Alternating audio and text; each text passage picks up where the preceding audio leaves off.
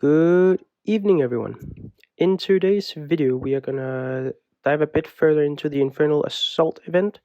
I've previously covered this event as it is really one of the best events to grind gold in the game.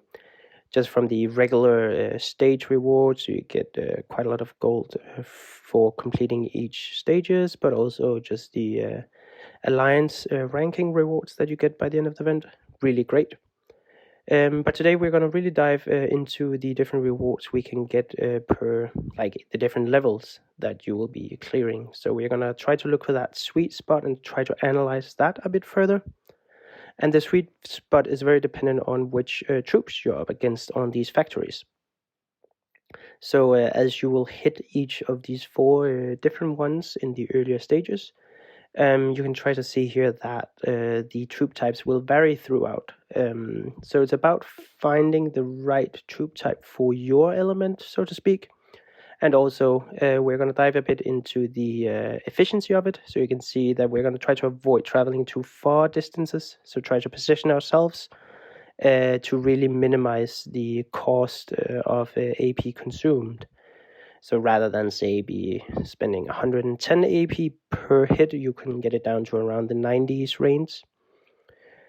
So yeah, that's really what we're going to be looking for. And to start out, then to position yourself, it's really quite easy. You will just try to look for these gaps around and just relocate yourself to kind of force it onto being located just next to you. If you try this and it's appearing too far away, you will just move a bit around again. And until you get a spawn right next to you.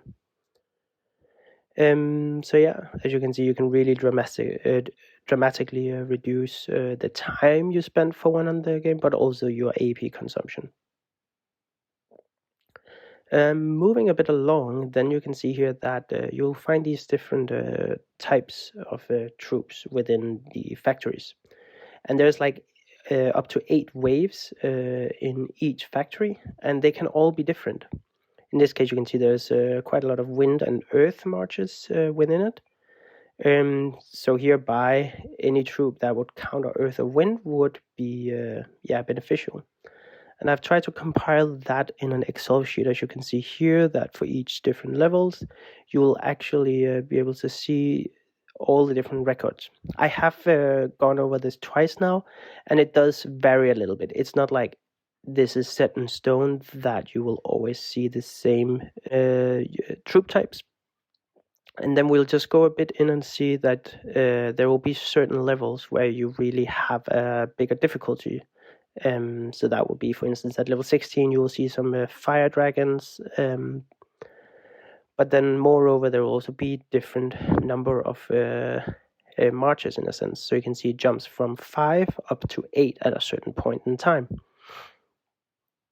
And then you can just quickly get a sum of your total troop losses, as well as then the conversion rate that you kind of get for the cost of training new troops versus the gold gained. So you can kind of hold that up against the minting in the forge to see where's your sweet spot, how much are you willing to kind of spend in terms of AP during this event versus how much how many resources or how much gold you're getting back in return. So there's a few questions you can raise for yourself, and also just evaluate, are you really in need of gold? So do you want to spend a lot of AP? But yeah, and also, of course, you will reach that point where you simply can't clear a level. And for me, it seems a bit like it's really the fire marches that makes that decision for you. I'm not sure how a water march would hold up against this, if there's a big difference, but it's just as to see here that I was easily clearing a level 20, and now I'm even getting a defeat at level 21. And if we just dive a bit into the troop types here, then you can see that we're really taking heavy losses each time, and it just shows that it's the fire airship that really deals a tremendous amount of damage to our marches. So yeah, let's try to dive a little bit further into each of these different types and try to show up a few matches here just to kind of get a sense of the airships, how they work, as it's just the gnome versions of the of the dragons. So there might be certain troop types where they can hit you first, so to speak. So you can see here it will actually drop, but its effect is not causing damage. And that's key, because that means that you can keep on going up against these types, and it won't be until the second bomb, so to speak, drops that might cause some damage. So think of it the same way as the dragons, that you could, for instance, have a water dragon. The first thing that one does is to heal, and then it throws its blizzard. Whereas with the fire dragon, it spits the fire first. So yeah, once you kind of dive into that, you can get an idea of what levels of furnaces to avoid. So you can see here, I even have a level 16 that I'm actually taking quite a few losses from, and the same here, slightly less, but it's just because there's only one fire airship in that one. So try to dive into that. You can really get a sense of that we're still clearing the wave super quickly and very easily, but it's just because it drops its fire bombs. I believe it is, let's get to see here. Yeah, that it's after 12 seconds even that it drops that one.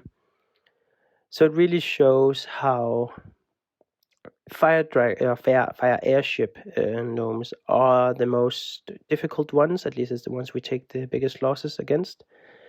So yeah, definitely we have to find a sweet spot where we are avoiding those, but also then comes the kind of like where we sum out our troop losses and find an efficiency rate. So just because we take less losses at, say, level 13, maybe 15 might be a better or more efficient sweet spot for us. Could also be 18, where we are still taking heavier losses, but still not as great as we would at 19 or even, say, 20. So yeah, that would just be it for this video, guys. I have written an article where you can really dive into this as well. So read that, but other than that, like and subscribe for more content. See you around. Have a good day. Bye bye.